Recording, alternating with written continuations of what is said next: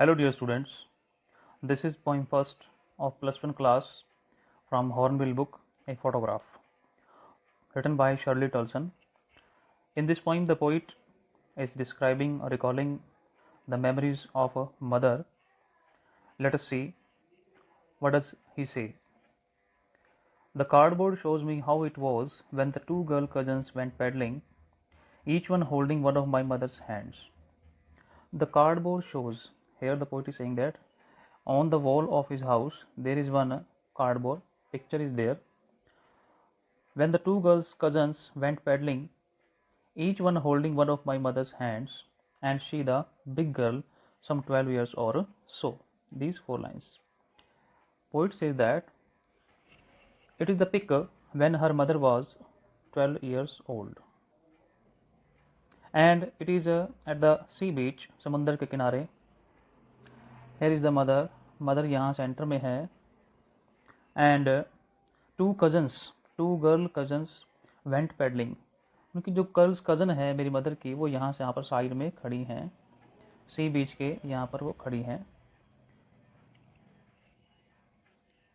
And she the big girl, और जो मेरी मदर है वो सबसे क्या है, बिग है. All three stood still to smile through their hair at the uncle with the camera. Means ये जो पिक है वो अंकल ने फ़ोटो खींची है. ऑल थ्री स्टूड स्टिल, उस पिक्चर के अंदर तीनों जो हैं, तीनों मतलब कौन, मेरी मदर और साथ में उनकी कज़न स्माइलिंग फेस के अंदर खड़ी हुई हैं. उनकी पिक अंकल ने खींची है. The poet is talks about the photograph. A sweet face, अब इसमें बता रहा है कि मदर का फेस कैसा नज़र आ रहा है. A sweet face my mother's that was before I was born. तो मदर्स जो है 12 ईयर्स की थी, उस मदर का फेस कैसा आ रहा है, स्वीट फेस है. My mother's that was before I was born, तो मेरे पैदा होने से पहले जब मेरी मदर यंग थी उनका चेहरा बहुत ही स्वीट था. And the sea which appears to have changeless wash their terribly transient feet. And the sea which appears to have changeless, यहाँ चेंज लेस का मतलब है कि समुद्र आज भी वैसा ही है. Wash their terribly transient feet, तो वो फोटो के अंदर क्या दिख रहा है, wash their terribly transient feet. Transient का मतलब होता है नॉट परमानेंट, थोड़े समय के लिए, शॉर्ट टाइम. तो जैसे समुंदर पे हम चलते हैं और समुंदर पे पानी आता है, तो पानी जैसे लहरें उसके ऊपर आती हैं तो वो जो निशान हैं वो क्या हो जाते हैं, मिट जाते हैं. पाँव के निशान जो है वो मिट जाते हैं. And the sea which appears to have changeless wash their terribly transient feet. तो पोइट सेज दैट कि जो उनके पाँव के निशान थे वो पानी की लहरों से जो है, समुंदर की लहरों से, जो आज भी नहीं बदला है, आज भी वैसा ही है. उनके जो पाँव के निशान थे वो वॉश कर दिए, मिटा दिए थे. In the second stanza, poet says that some 20-30 years later she would laugh at the snapshot. कि जो 20-30 ईयर्स लेटर, 20 साल 30 साल बाद जो है वो मेरी मदर, जैसे वो 12 साल की थी तो उस फोटो के 20-30 साल बाद she would laugh at the snapshot. She would laugh, ये वुड है ना कि हैड है, कई बच्चे इसको हैड पढ़ते हैं, हैड होता तो यहाँ लाफ्ड होता. तो she would laugh at the snapshot, तो वो पिक को देख कर मेरी मदर जो है वो हंसा करती थी. वुड जो शो होता है पास्ट हैबिट के लिए होता है. तो मेरी मदर क्या कहती थी, सी, फोटो को देखकर, सी बेटी एंड डोली. तो ये आपको नाम अब डिस्क्लोज किए हैं पोइट ने कि वो गर्ल्स कज़न के नाम क्या थे. एक पहली जो कज़न थी उसका नाम है बेटी और दूसरी का नाम क्या है, डोली. तो वो फ़ोटो के अंदर मेरी मदर 20-30 ईयर्स लेटर, जब वो 42 साल की थी या 32 साल की थी, इस फ़ोटो को देखकर बड़ा खुश होती थी, हंसती थी देखकर. शी वुड से, वो क्या कहती थी, and look how they dressed us for the beach. वो कहते देखो हमने उस समय जब मैं 12 साल की थी तो मैंने ड्रेसेस जो हैं हमने कैसी डाल रखी हैं, मैंने और मेरी कज़न ने. The sea holiday was her past, mine is her laughter. क्या कहते कि जो सी हॉलीडे, वो जो हॉलीडे की पिक थी वो मेरी मदर के लिए क्या था, उसका पास्ट था. मतलब वो 42 साल की थी और जो 12 साल की जो फ़ोटो है वो देख रही है वो उसका क्या था, पास्ट था. माइन इज़ हर लाफ्टर, और मेरे लिए जो अब उसकी जो लाफिंग है वो मेरे लिए अब क्या है, पास्ट है.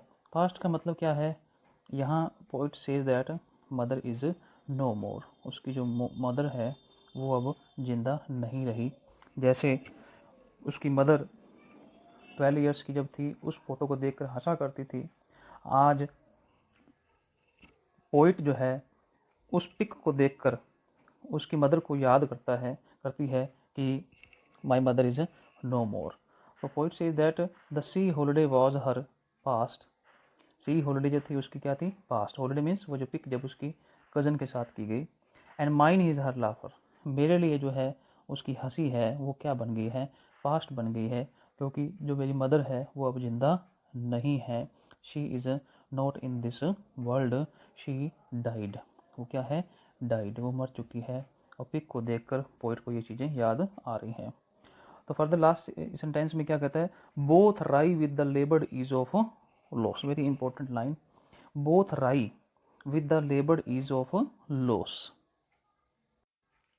तो पोइट से इधर बोथ राई, राई का मतलब क्या होता है, टर्न अवे, मुंह मोड़ लेना।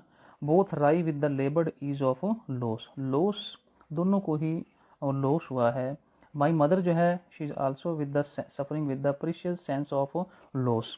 लॉस कौन सा, कि वो 12 साल पहले जो थी बहुत ही खुश थी, हैप्पी थी, लेकिन with the passage of time 30 years later, 42 years की होगी उसके बाद, वो with the passage of time जो है वो बूढ़ी होना स्टार्ट हो गई। ठीक है, because it is natural that ageing is a natural process. बुढ़ापा जो है वो एक नेचुरल प्रोसेस है।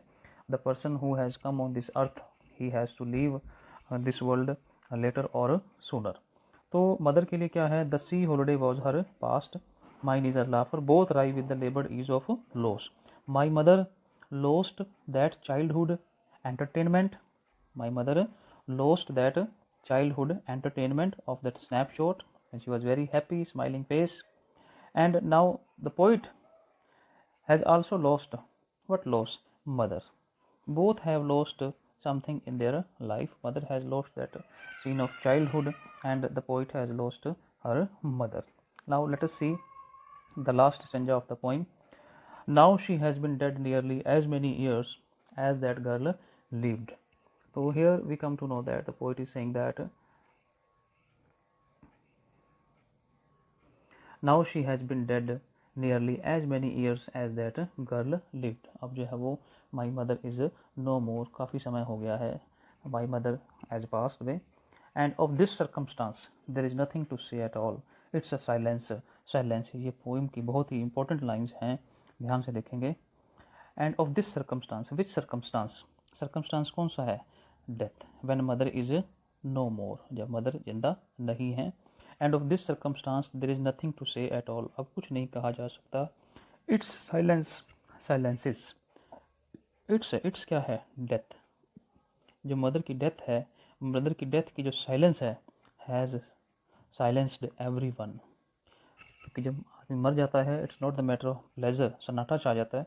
So we recall the persons, we memorize the person with their memories, or memories are evoked through the photographs only. When the person dies, when we remind them, we recall them through their photos, The poet in the last stanza, in the last line, has made it clear that there is nothing to say at all. It's silence, silences. The poet is very much sad, upset at the death of her mother, but nothing can be done now.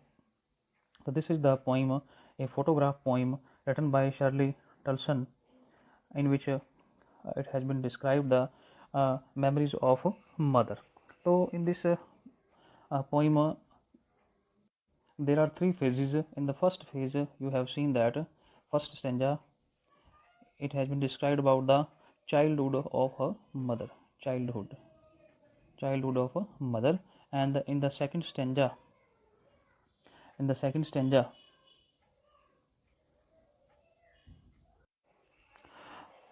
the memory of a middle-aged mother laughing at her own photograph has been shown. And in the third stanza,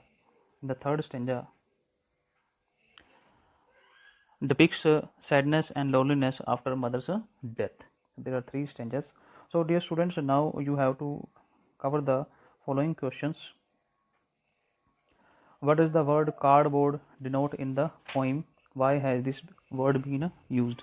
तो cardboard words क्यों show किया गया? Cardboard word denotes a photograph in the poem.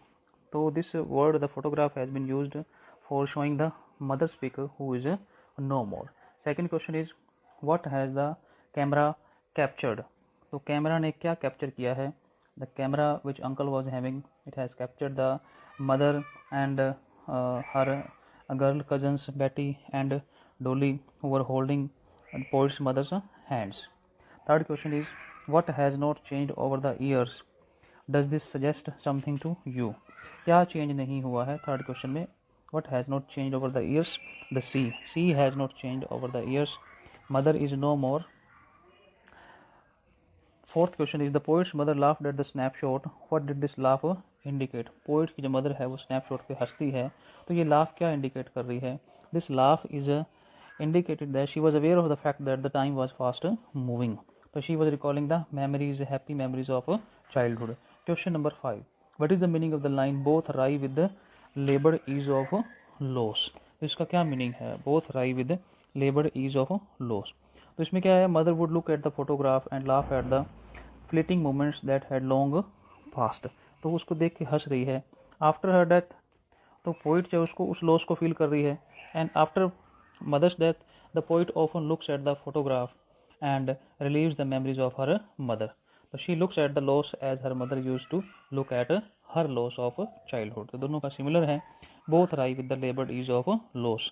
Mother को क्या loss feel हुआ है? Childhood का, उस पिक्स का जो याद कर रही है. और बेटी को क्या लॉस हुआ है? मदर्स की. यस. तो क्वेश्चन नंबर 6 है, what does this circumstance refer to? किस सर्कमस्टांस की बात की गई? मैंने पॉइंट में बता दिया है. Circumstance refers to the death of poet's mother. Circumstance refers to the death of poet's mother. तो ये circumstance ऐसा है when she has become very upset, she has become speechless, she has no word to say, she has only one option to recall the mother's memories through photograph. Last question है, the three stanza depict three different phases, what are they? तो अभी मैंने बताया first stanza depicts the poet's mother when she was a pretty young girl. First stanza है वो क्या show कर रहा है?